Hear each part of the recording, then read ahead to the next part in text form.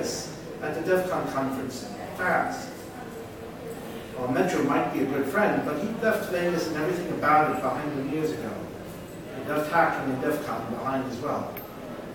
So many painful memories. Whatever it was, Metro would have to convince Susan before he would step foot in Vegas again. Mike jumped back on his bike to head home. Metro would have to wait until they talked. The commute was uneventful, just riders and the open road. Thankfully, they programmed all lenses to deactivate visuals whenever a rider mounted a bike or drove a car. He rounded the last corner, started to speed towards home when he saw the spooks laying in wait for him outside his front door. From the black pinstripe suits, mirror-shaded lenses, and muscular but dead faces, he figured they were feds. He knew Miss H was a high-profile celeb, but this was ridiculous. They'd seen him, so there was no sense in trying to avoid the inevitable. He dismounted, walked to the spooks. "Gentlemen, how may I help you?" "Michael Cohen." "Yes." "FBI. You need to come with us for questioning." "Okay, can I just let my wife know? She's right inside. I'll be back in 2 seconds." "No, you need to get into the car right now, sir." "It's just my wife." One spook tore something at him that hit his neck. Mike crashed to the ground. His mind went void. He woke in a gray room with mirrors on both sides of the room. He tried to stand and found himself chained to a steel chair that was apparently bolted to the floor. He heard a door open and 2 people walked in. One that stayed behind him. The other walked around to the front of the table and sat down. Mike forced a smile to his face. "Michael, you need to debrief us on everything that happened today regarding the attempt to access Mrs. H's data at the hospital." "I am aware of my rights. I'll speak when the lawyer is present." His cheek burned from the slap that knocked his lens off his nose. Not letting his smile slip, Mike turned back to face the agent who had walloped him. Cold eyes returned his grin. "You can hit me harder if you'd like, but it won't change the facts of what I did, nor why, nor my need for a lawyer." The agent's eyes narrowed, but otherwise the face was cold and no color in the sun-darkened cheeks to show that Mike's taunt had changed the agent in any way. "So then give me the details. Start at 8 o'clock and tell me everything." "It would help if you let me activate my lens, access my notes." "It would help if they told him why he was being interrogated over the attack on some Pop-Tarts plastic surgery bot. Nevertheless, why he was being denied his basic right to an attorney." "We have your notes, Michael. It's your explanation we need." "I need my attorney." Something hard poked him in the back. Suddenly he was writhing, pain washing over his thoughts as his bladder emptied and shame flowed from his eyes. Agent Deadeyes only waited until the writhing stopped before he demanded, "Your story, and make it complete." Mike took a moment to straighten up and force a smile back onto his face. Was all of this because he was black? Made no sense. Okay, give me a second." He pulled on his manacles, but the chains would not extend far enough to let him wipe his eyes. Whatever they were investigating, he must be in serious trouble if they were willing to torture him for information. Time for a condensed and abridged version of the truth, spoon-fed, as if it were. At 0800, I was walking back from the main surgical unit. The robot had passed its diagnostics and had just finished briefing the surgical team in Mumbai on the actions I'd taken to remove the rootkit planted by the Church of the White Glove. I went into the men's washroom to splash cold water on my face, as it had taken me 14 hours to find both the rootkit and the point of egress, and then 2 to restore the surgical bot to operations and test the hack of its code to ensure that they couldn't get back in. When I put my lens back on, all the system monitors in my peripheral showed green. Confident that I had the situation under control, I left the restroom intending to return to the operating knock and then go home. The hospital corridor was busy with patients wheeled by automorph tables and nurses with their hip eyes checking other patients waiting outside procedure rooms for their chance to be plugged into a diagnostic unit. One, a beautiful woman whose table was morphing into a chair caught my eye. I'd seen her face before.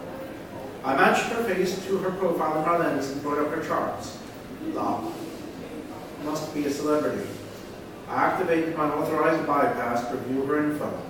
The first thing I noticed is that she had an actual local surgeon, so she must be filthy rich, likely an A-list. Knowing that we had not been notified of any celebrities through normal protocols, I looked for her name, but even on the classified form, all that registered was an alias, Pop-Tart. Mike felt something hard pressing against his back. Not dropping his smile, he pressed on. Put the taser down. That was the name. Either she had a sense of humor, or the clerk at registration was a smartass. Knowing what I know now, I suspect the later. Not wishing to cause a scene, I passed her by without making eye contact, checking on other attempts at accessing her files. Sure enough, there had been 12 attempts, 3 from systems outside the hospital network. How they bypassed my IDS would likely become my next investigation. Most likely, one of the techs had installed a backdoor for the menus, but it could be a hack my team hadn't detected. I activated to trace those attempts as I dodged a pharmaceutical bot. I knew I was violating the hospital's rules on not using my lens while walking, and it was not something I did lightly. There are too many things to dodge, but I knew this was a time bomb with upper management. I reached the elevator doors when I heard the chief of surgery call to me. Chief, you need me for something? I asked. Do I actually need to give you the entire conversation? Or can I just provide a summary? Asian cold eyes just stared back at him, so he continued.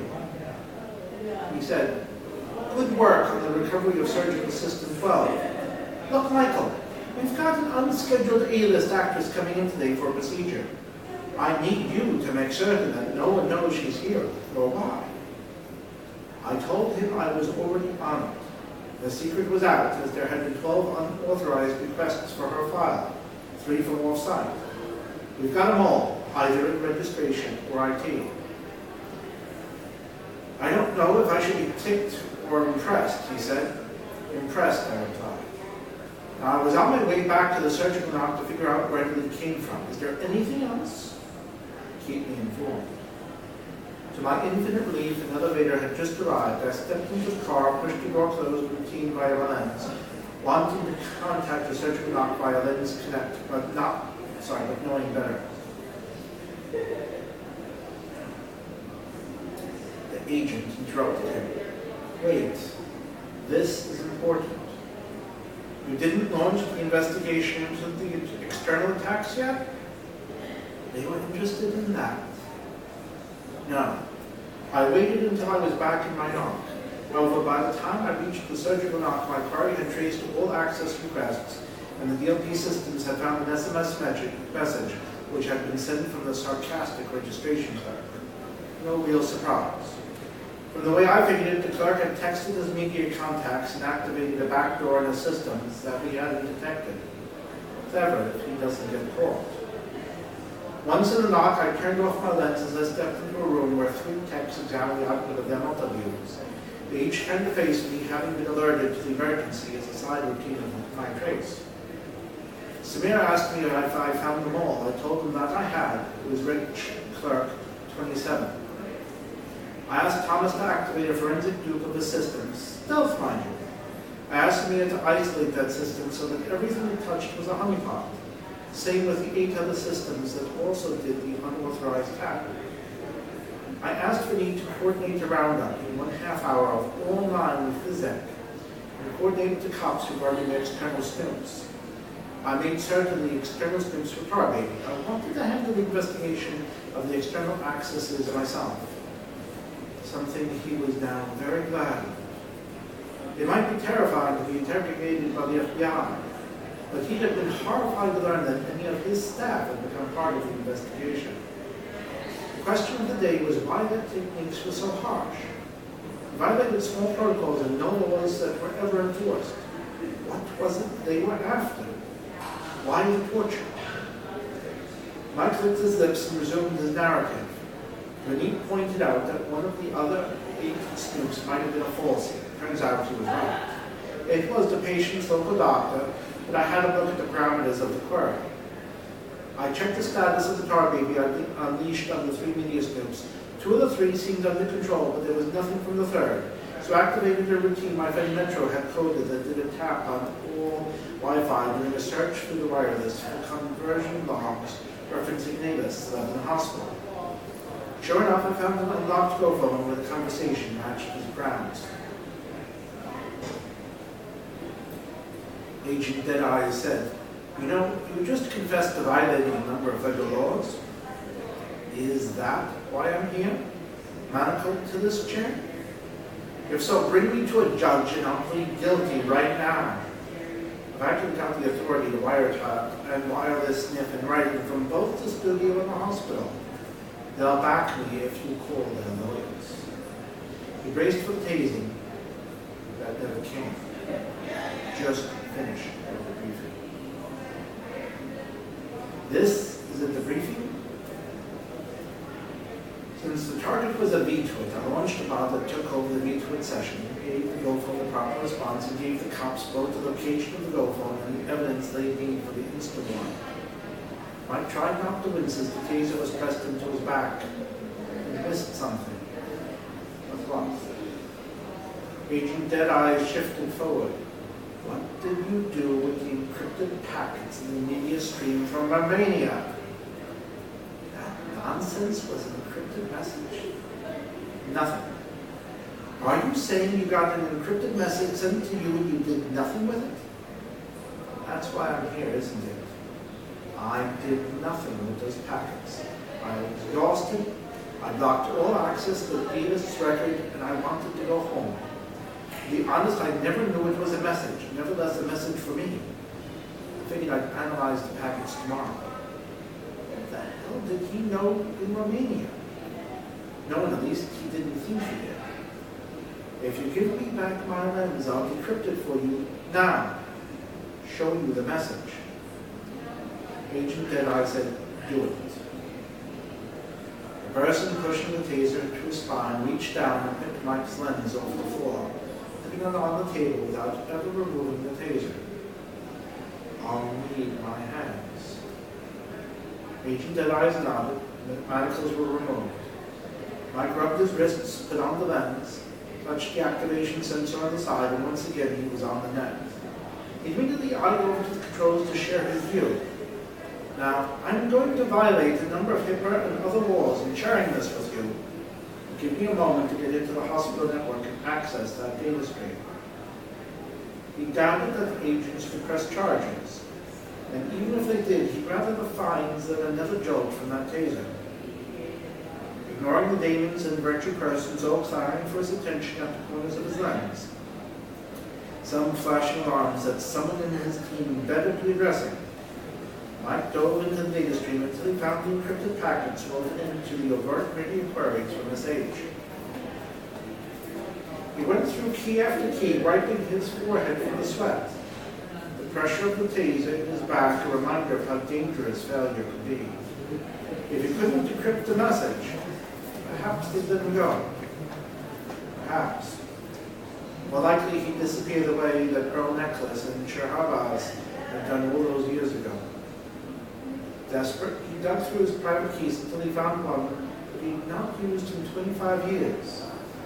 Not since his nickname Spoon meant something in the hacker community that he used to hang out in. That key worked. He held his breath, displayed a message for all of them to read. Now that I've found you, I want you to know that I will never rest until your life and the lives of all you love are ruined like you ruined mine. Shahbaz. Shahbaz. Mike rolled his eyes and groaned. He had tried so hard to prove that Shahbaz was innocent. Agent Deadeye said, "We at the Bureau owe you an apology. We knew you'd received a message from a known terrorist, but we couldn't know that you weren't an associate. However, we need you to brief us on the details of your relationship with Shahbaz and why he's threatening you. Mike let a smile fall from his face for the first time since he'd been brought in from questioning, as they call it. First, let me get cleaned up in a fresh set of clothes. Time to think about what part he'd reveal. Agent Deadeye said, give me a few minutes to make arrangements, and you'll have a shower and some fresh clothing. The shower gave Mike a chance to think about the long dead past when he was the lead hacker and worked for a Vegas cartel. He walked away from that life years ago without regret, only maintained contact with one of his former associates, the only one who had not held him responsible for what had happened when both Scheherazade and Pearl Necklace had suddenly disappeared. He owed Scheherazade the truth of his research, that he'd been able to prove that Scheherazade was a patriot, not a terrorist.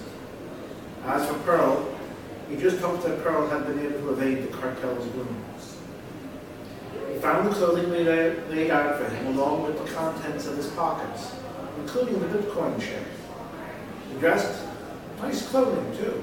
It fit him perfectly, which told him how long they'd been planning to take him in for.